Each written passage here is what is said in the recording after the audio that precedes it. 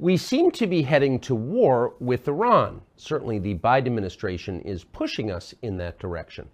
What's new and interesting and ominous is that very few Republicans, the opposition party, are pushing back. Instead, some of the party's leaders are encouraging it. Here, for example, is Senator Lindsey Graham of South Carolina from last weekend on NBC. You said this week that the only way to keep the war from escalating is to hold Iran accountable, part of what you're talking about now, and that it might mean bombing their oil refineries. Have you had any discussions with the Biden administration about this? A bit. Here's my message. If Hezbollah, which is a proxy of Iran, launches a massive attack on Israel, I will consider that a threat to the state of Israel, existential in nature. I will introduce a resolution in the United States Senate to allow military action by the United States in conjunction with Israel to knock Iran out of the oil business. Iran, if you escalate this war, we're coming for you. Are you effectively poised to declare war on Iran? That's very strong language. I am poised to use military force to destroy the source of funding for Hamas and Hezbollah. No, that's Lindsey Graham. Few others in the Republican Party will be that open about their intentions, but very few disagree with him. Certainly not in private. They agree. So what would war with Iran mean? Well, it's hard to know because virtually no one who's talking about it in public is operating from a deep interest in America's interest. Is this good for us or is it not?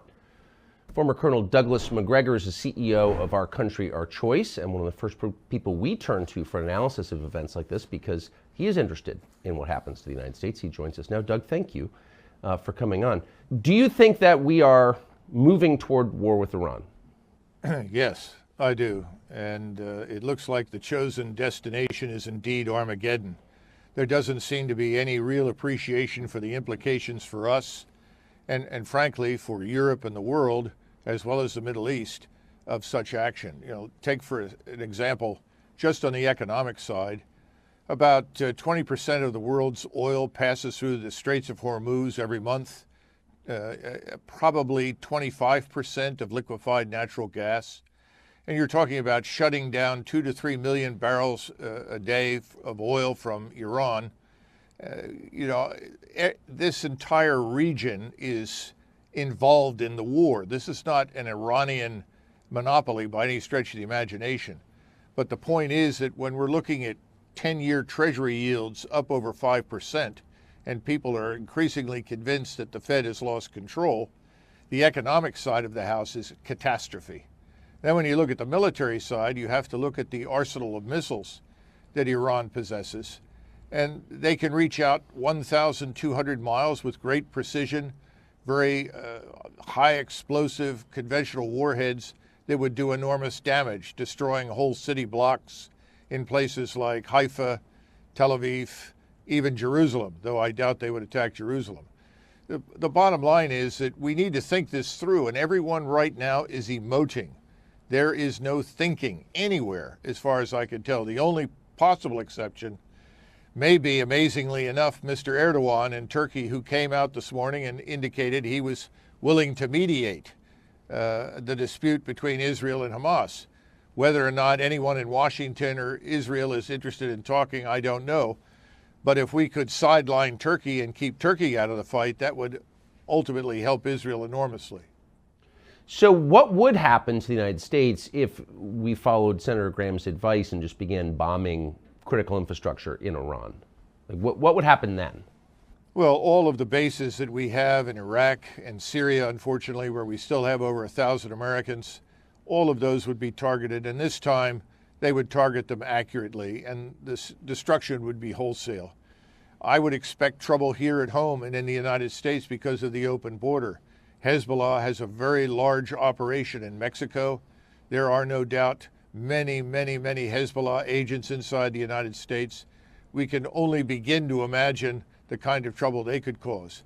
The missile and space program in Iran is very advanced, as is their cyber warfare capability. All of these things would be brought to bear against us. But what's most important, I think, for Americans to understand is if we attack Iran on the basis of Hezbollah's alleged willingness to attack Israel if Israel invades Gaza, we will end up in a fight with Russia. Russia will not sit by quietly and watch Iran destroyed by the United States air and naval power in the region. And once Russia enters this, it becomes much more than just a local conflict, maybe more than just a regional war. We haven't thought this through. We need to do that. And I doubt seriously at that point that the Turks would be able to stay out.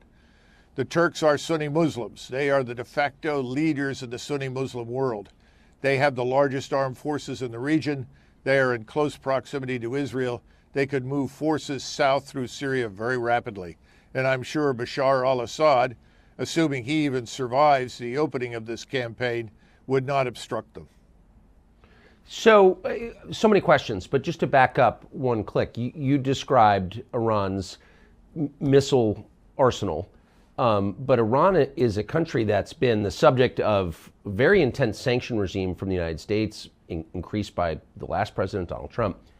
But for a long time, how is Iran still such a powerful country militarily given those sanctions? It sounds like maybe they didn't work. Oh, no, I think that's an important point, Tucker, and you're absolutely right. We place so much value on these sanctions and assume that they have this profound impact. Normally, sanctions harm the population in terms of lowering its standard of living, making life more difficult for the everyday citizen, but it doesn't fundamentally alter the policy or the goals and objectives of the government. And this is something that I don't think we understand. And the same thing is true for Hamas and Gaza. You know, you want to go after Hamas. You want to destroy it.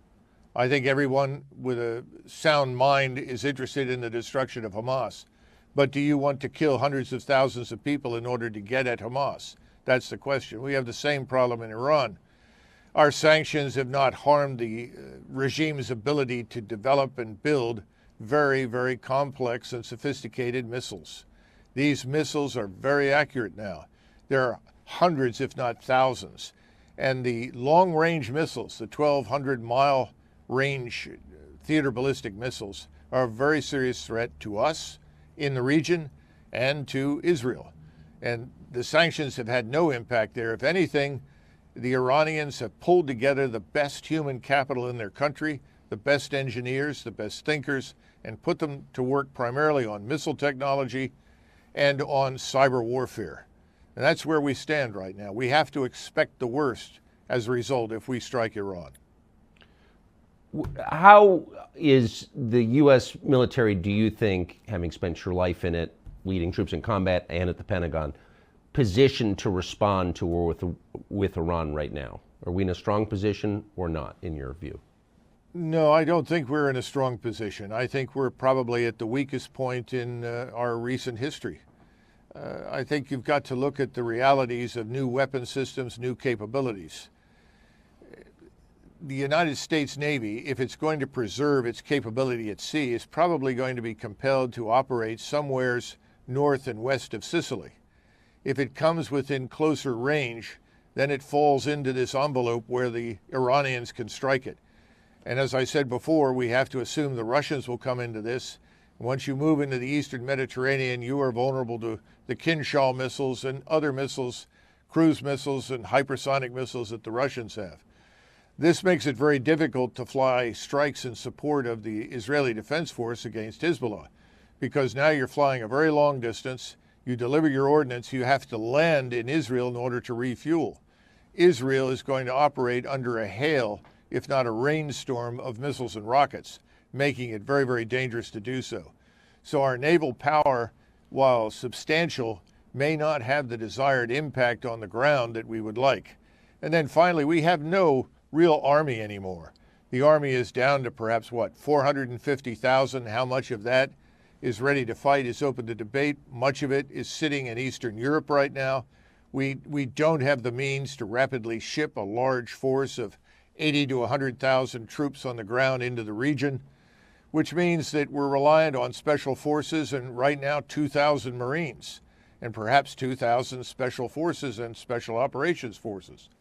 That's not going to make much of a dent. And as we've seen quite recently within the last 24 hours or so, Some of our special ops forces and Israeli special ops forces went into Gaza to reconnoiter, to plan for where they might want to go to free hostages and make an impact. And they were shot to pieces and took heavy losses, as I understand it. I think that's where we're headed. And I don't see that as a win for Israel in any way, shape, or form, and I certainly think it's very dangerous for us. You know, as I've tried to point out to a number of people, until Britain entered World War I, it was just another European war. Once Britain entered it, it became a global war. Well, once we are a co-belligerent, we enter this thing, it's going to be very difficult for Russia and Turkey not to also come into this fight against us, because they will not tolerate the sort of collective punishment that Israel plans for Gaza.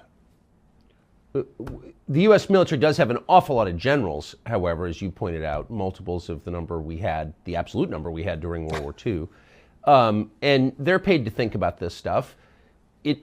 Why has it dawned on no one, apparently, who's spoken publicly anyway, that this could really harm our country gravely? Why is no one saying that?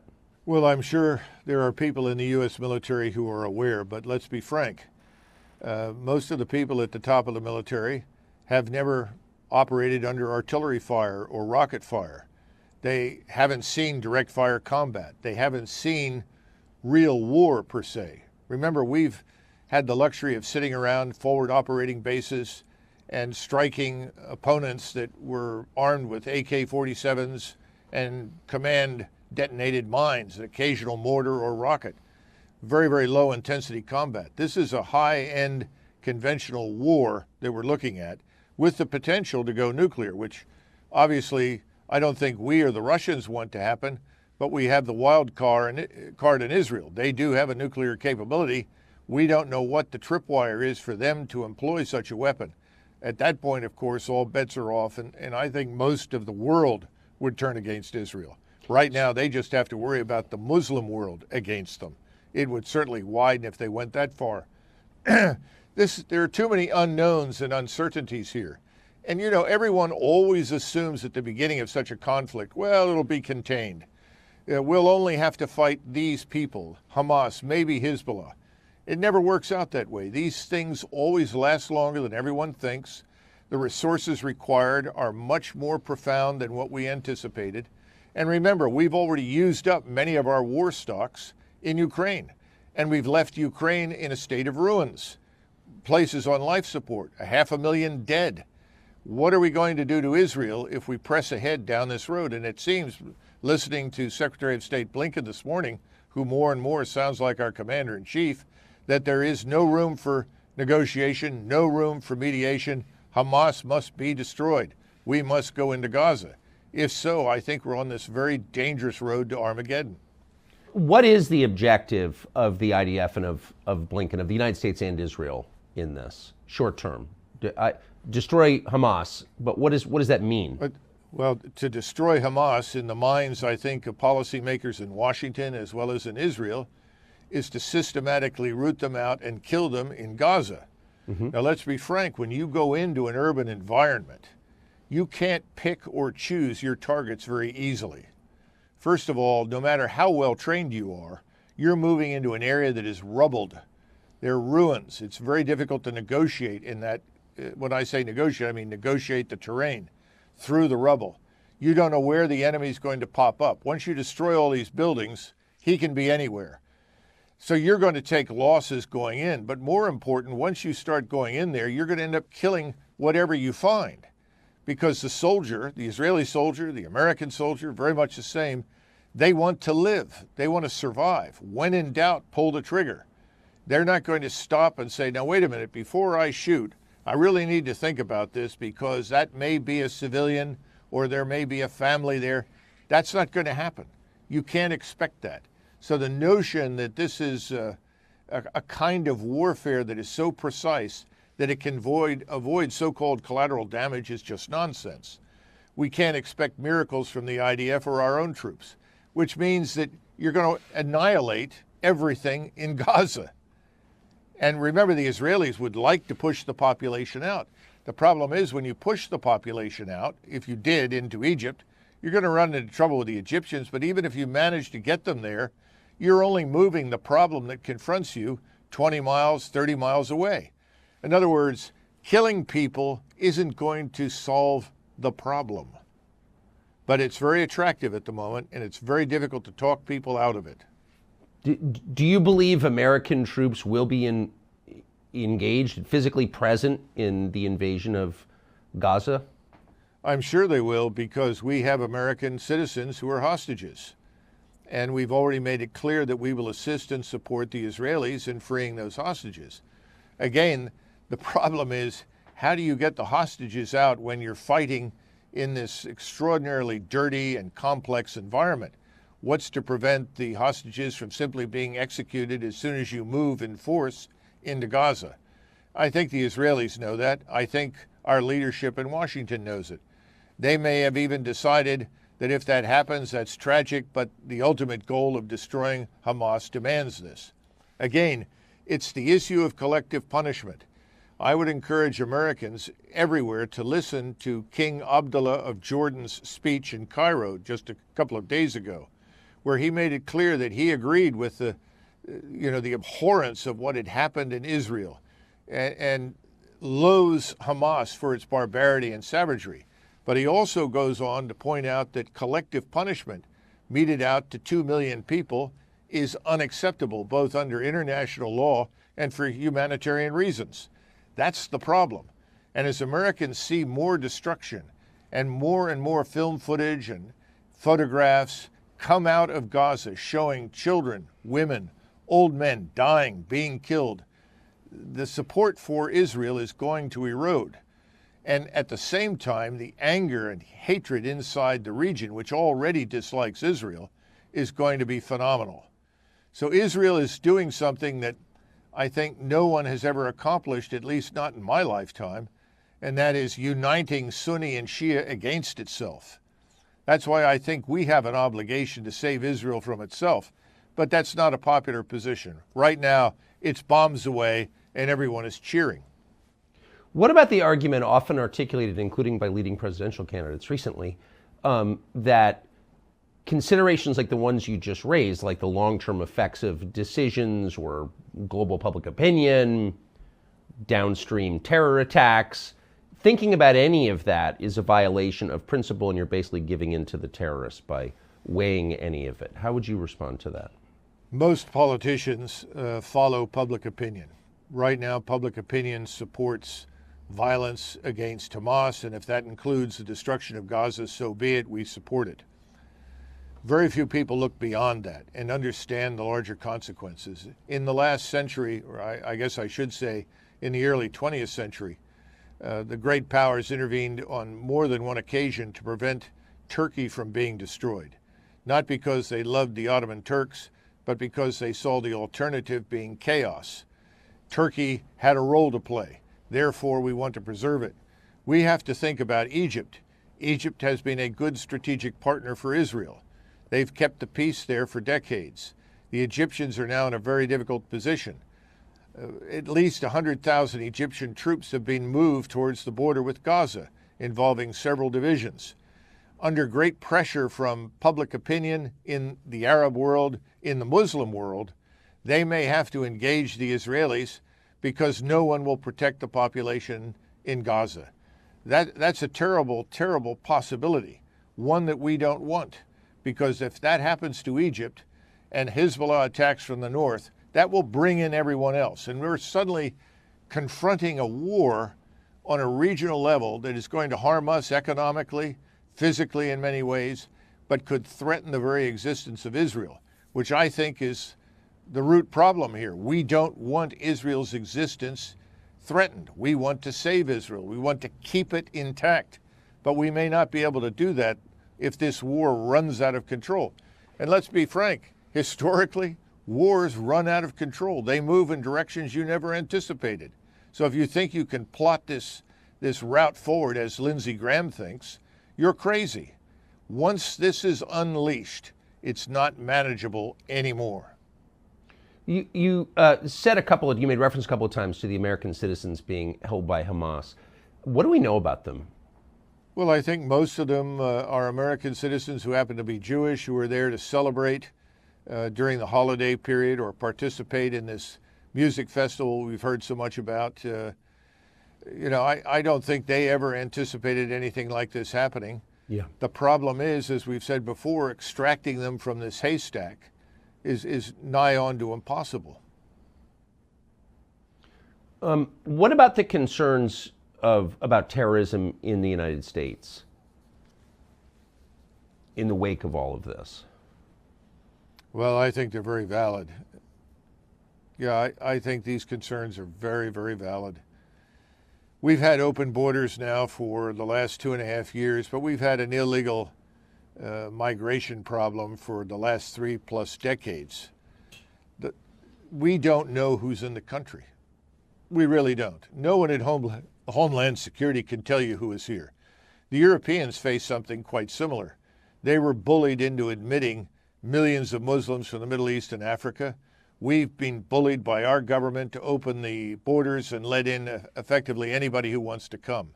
So we don't know who's here, but we do know that Hamas, as well as Hezbollah, have positions in Mexico. Of the two, Hezbollah is much stronger, much larger, and much better equipped and financed. So we have to expect that once Hezbollah is in the war and we are against them and Iran, that much of our infrastructure will be at risk. Something as bad or potentially even worse than 9/11 could happen here. This brings us back to the whole issue of immigration and border security. We've essentially ignored it. The same politicians who are pushing for war against virtually everyone in the Middle East, which is what it boils down to in the final analysis, don't seem to have thought carefully about protecting us or our borders from all of the terrible things that we've seen in Israel. How much damage could these same people do to us in a shopping mall in the space of 15 minutes? It doesn't take much imagination to understand how dangerous this is. Do you think that this war, if it comes, and as you said, it seems like it is, how will that affect American domestic politics? War traditionally has been used by the people in power to shut down dissent. Can you imagine that happening in this case? Well, I think they'll try.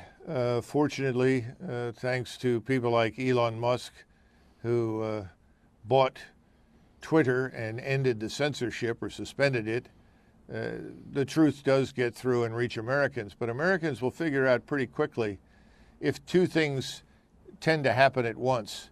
You have the war overseas and the war here, but remember the economy and the financial condition right now. If you turn on any of the business channels, for the first time in my memory, lots and lots of analysts are coming on and talking about the Fed having lost control, the rising interest rates, the inability to manage and cope with the sovereign national debt of $33 trillion. And that's the tip of a proverbial iceberg. We already have Americans who are struggling with inflation anyway.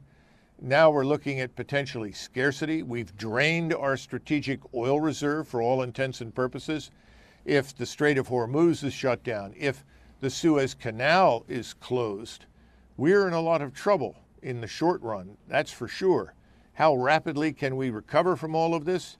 How many refineries can we put back into operation? How much drilling can we do quickly? The answer is not very much. So draining that strategic oil reserve was a very serious mistake. But as we become impoverished and chaotic and subject to these terror attacks, we'll be winning important moral victories, don't you think? Well, in our effort to stand at Israel's side and help protect Israel, we have taken a different route and cast moral turpitude to the side. In other words, how do you help one without committing a war crime against the other? This is the problem with collective punishment. This is the problem with annihilating Gaza and trying to sweep out its population. That's unacceptable to us as Americans. I don't think if you sat down any of Israel's most ardent supporters in the United States and said, are you willing to trade the lives of several 100,000 people in Gaza for the lives taken in Israel by Hamas? After all, Hamas and Palestinian Jihad were the fighters. They lost 1,500. There were 3,000 involved in the several waves of the attack. they're dead. Now we're looking at perhaps 5,000 civilians dead.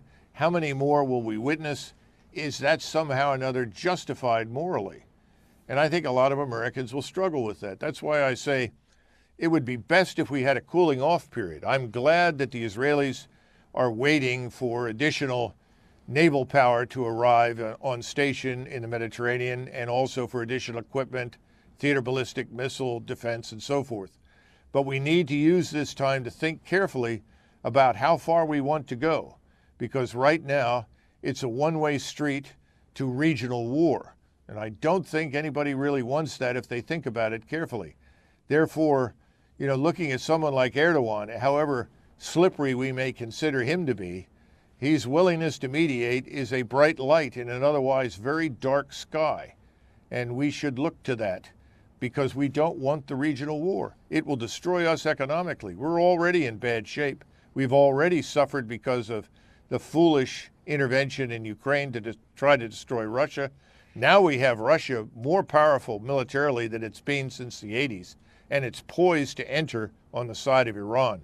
We should all give that some serious thought. Last question. Do you know of any leaders in the United States, political leaders at the Pentagon, within the Biden administration, who are thinking clearly about this, which is to say, who are framing their thoughts on it around what's best for the United States long term? Is anybody thinking that way? Yes, there are. The problem is none of them hold high positions in government, and none of their voices or their analyses or their viewpoints are going to reach anybody in power. I think you have to listen carefully to what Secretary of State Blinken said.